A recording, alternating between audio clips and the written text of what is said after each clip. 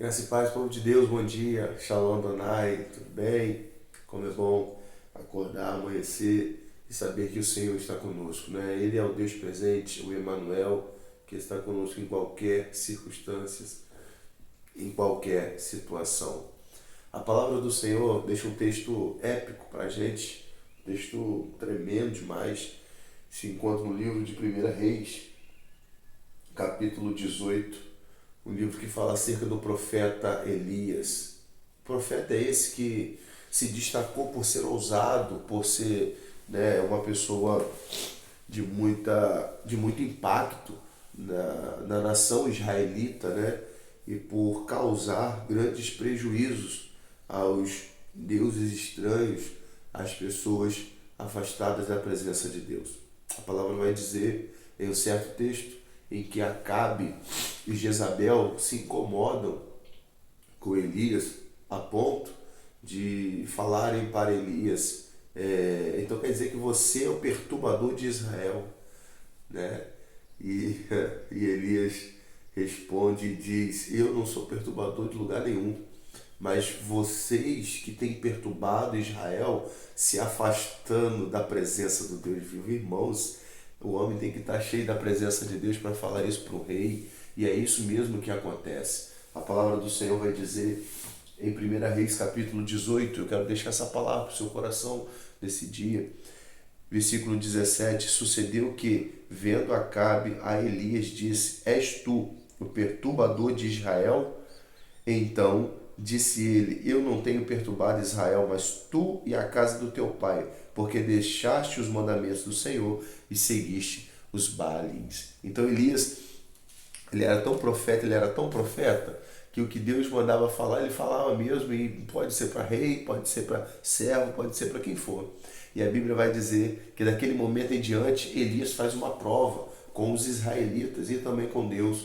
Ele fala, ô rei Acabe, vamos fazer o seguinte, vocês têm ficado divididos, vocês não sabem se vocês querem Deus, se vocês querem o mundo, se vocês querem os deuses estranhos, se vocês querem Baalins, os Astarotes, vocês não sabem o que vocês querem, mas nós temos que saber, ou queremos ou não queremos. Vamos fazer a prova com Deus, então? Pode preparar os 450 profetas de Baal e vamos subir o Monte Carmelo comigo e vamos levantar um altar e o Deus que responder com fogo vai ser Deus em Israel. Você concorda com isso? A Bíblia vai dizer que essa palavra de Elias pareceu bem aos olhos de todo Israel, olha só. Ou seja, eles concordaram. Aí a Bíblia vai dizer que ele mandou, pode trazer 2 bezerros aqui para a gente oferecer em holocausto, em oferta ao Senhor, e nós vamos preparar. Só que vamos fazer o seguinte, começam vocês primeiro, vocês são 400 e poucos homens, vocês têm mais quantidade, vai demorar mais. Começam vocês primeiro e depois eu vou. A Bíblia vai dizer que uma das maiores vergonhas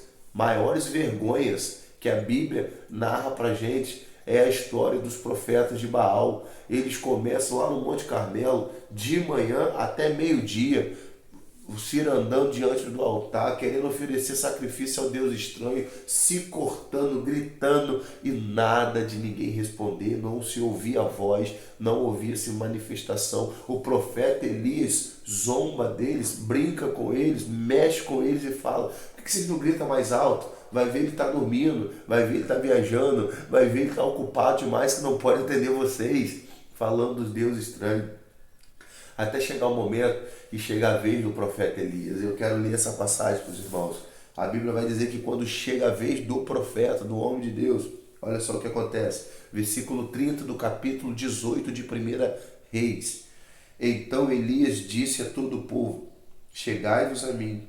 E todo o povo se chegou a ele. E então restaurou o altar do Senhor que estava quebrado. A primeira coisa que Elias fez quando chegou a sua oportunidade de apresentar ao Senhor uma oferta e um holocausto foi restaurar o altar que estava quebrado.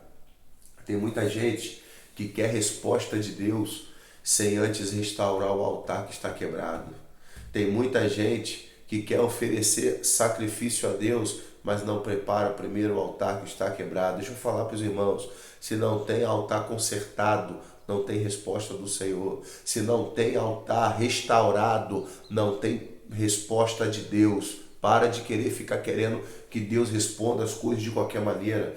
Para de querer achar que Deus vai te responder com o altar quebrado. Rapaz, conserta esse altar, restaure esse altar, volte para Deus, reconecte, recomece. Vamos lá, ainda dá tempo, ainda tem jeito. Sabe, o cair é do homem, o levantar é de Deus, vamos embora. Restaura esse altar que está rachado, restaura esse altar que está quebrado. A Bíblia vai dizer que o profeta Elias, a primeira coisa que fez foi restaurar o altar. Para quê? Para depois apresentar ao Senhor a oferta.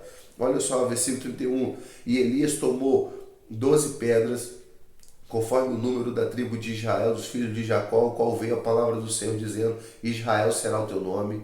E com aquelas pedras edificou o altar em nome do Senhor, e depois fez um rego ao redor do altar, segundo a largura de 2 medidas de semente, e então armou a lenha e dividiu o bezerro em pedaços e pôs sobre ele a lenha. E disse: enchei de água 4 cântaros e derramai sobre o holocausto, sobre a lenha, e disse: fazei segunda vez, e fizeram a segunda vez, e disse: fazei a terceira vez, fizeram a terceira vez, de maneira que a água corria ao redor do altar, e então até o rio ele encheu de água. Irmãos, a Bíblia vai dizer que Elias bota as pedras, bota a lenha, bota o holocausto, faz um córregozinho ao redor do altar e manda jogar água. Mas joga de novo. Não, mas tá bom. Não, mas joga de novo 3 vezes. A Bíblia vai dizer que Elias manda encharcar de água. Por quê? Para mostrar para o povo de israelita que o Deus a quem ele servia, até na água ele fazia pegar fogo. Pegou? Porque a gente sabe que uma coisa molhada não pega fogo. Mas para confundir a mente daqueles que se achavam formadores de opinião em Israel, a Bíblia vai dizer que o profeta faz o improvável acontecer. Versículo 36. Sucedeu que, oferecendo-se oferta de manjares, o profeta Elias se chegou e disse: ó Senhor, Deus de Abraão, de Isaque e de Jacó, de Israel, manifesta hoje que tu és Deus em Israel e que eu sou o teu servo e que conforme a tua palavra fiz todas estas coisas. Responde-me, Senhor, responde-me, Senhor, para que este povo conheça que tu és Senhor, Deus que fizeste voltar o teu coração. E então caiu fogo do Senhor e consumiu o holocausto, a lenha, as pedras no pó, e ainda lambeu a água que estava no rego.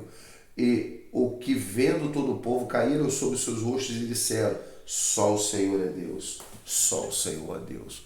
O altar restaurado de Elias provocou resposta de Deus em Israel, e toda a nação israelita confessou: só o Senhor é Deus, só o Senhor é Deus. Por quê? Por causa de uma integridade de um homem de Deus naquele lugar. Ei, chegou a hora de nós sermos pessoas íntegras. Chegou a hora de nós sermos o que somos.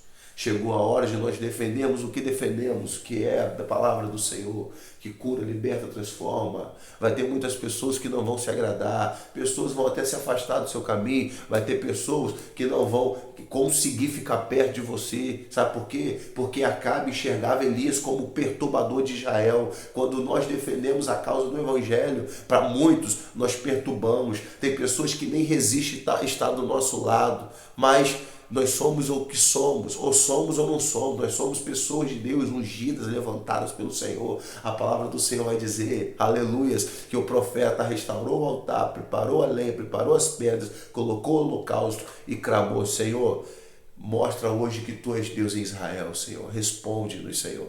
E a Bíblia vai dizer que desceu fogo do céu e consumiu o holocausto. E todos disseram que só o Senhor é Deus.